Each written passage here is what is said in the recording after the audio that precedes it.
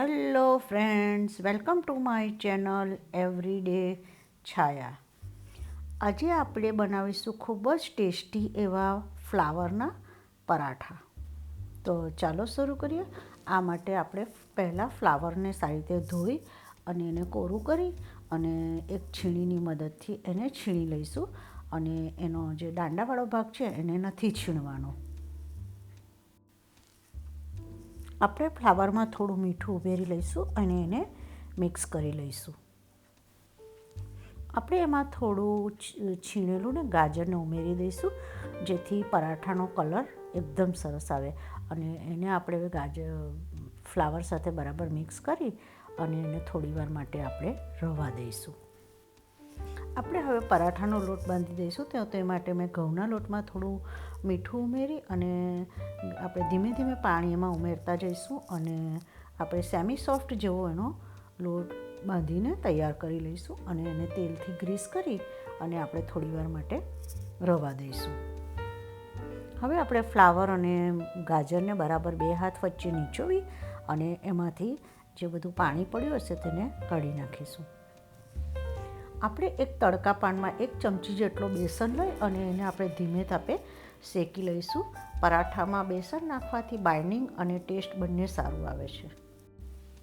આપણે હવે ફ્લાવર અને ગાજરમાં થોડું ગ્રેટ કરેલું આદું, થોડા ઝીણા સમારેલા કેપ્સિકમ, ઝીણા સમારેલા લીલા મરચાં, લીલું લસણ, લીલા કાંદા, લીલા ધાણા, થોડું સૂકું લસણ, હળદર, થોડા ધાણા જીરું પાવડર, લાલ મરચું, થોડું હિંગ અને આમચૂર પાવડર અને બેસન ઉમેરી દઈશું આપણે.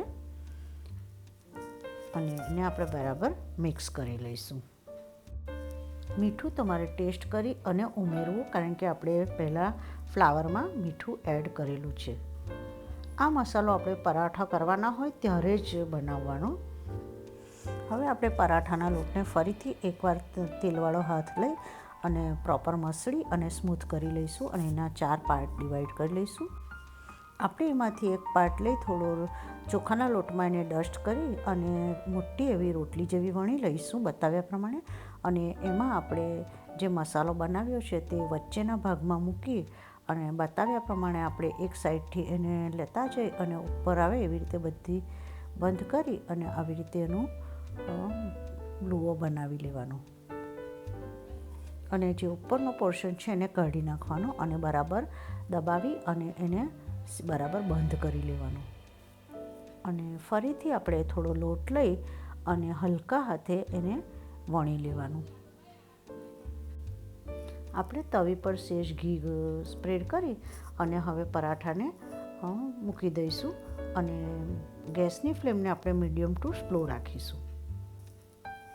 આપણું પરોઠું એક બાજુ સતળાઈ જાય, શેકાઈ જાય એટલે આપણે એની સાઈડ પલટાવી અને એને ફરીથી મીડિયમ ગેસ પર થવા દઈશું.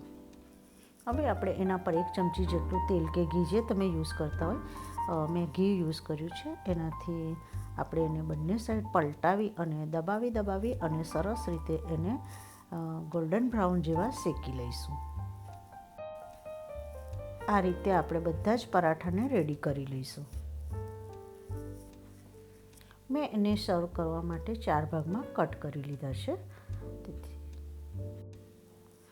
તો તૈયાર છે આપણા ફ્લાવરના એકદમ ટેસ્ટી એવા paratha. Thank you for watching my channel. અને જો તમને મારી રેસીપીઓ ગમતી હોય તો પ્લીઝ સબસ્ક્રાઈબ માય ચેનલ.